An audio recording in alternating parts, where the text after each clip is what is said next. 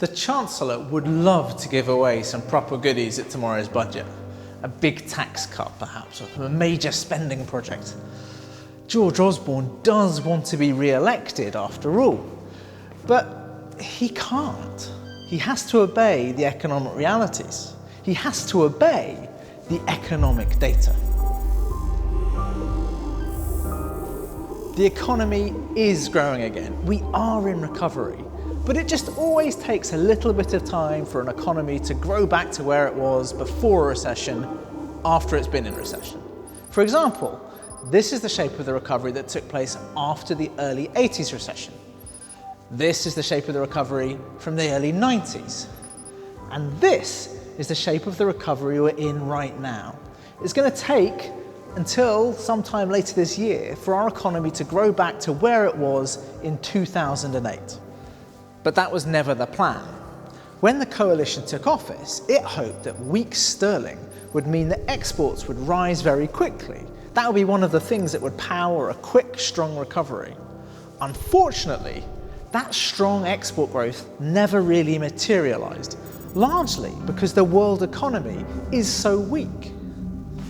There are things about Britain's economic performance that economists are quite baffled by, though. So take productivity. That's the amount of stuff that workers can make in an hour.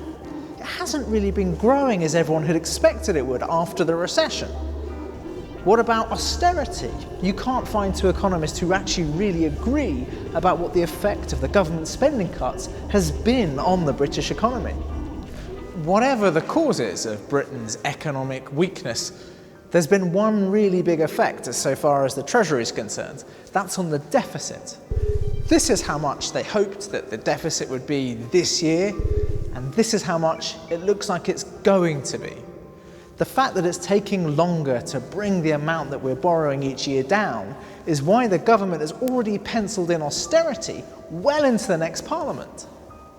Still, there is good news. Unemployment never really took off during this recession in the way it has during previous downturns in this country or in our European neighbours.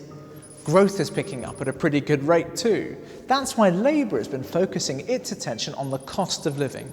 Incomes haven't been rising faster than prices. That means real salaries are declining.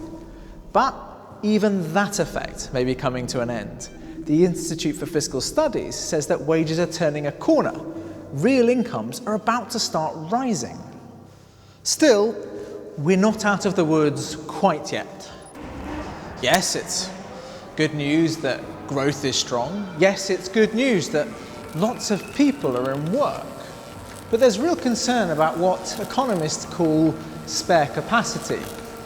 The issue is how long the British economy can keep going at this sort of rate before it starts to overheat. If it is the case that we can't keep the recent levels of economic growth going into the coming years, then it probably means there's more austerity on the way. Don't expect too much detail on all of that from George Osborne tomorrow. He does have an election to win. But don't expect any goodies anytime soon either.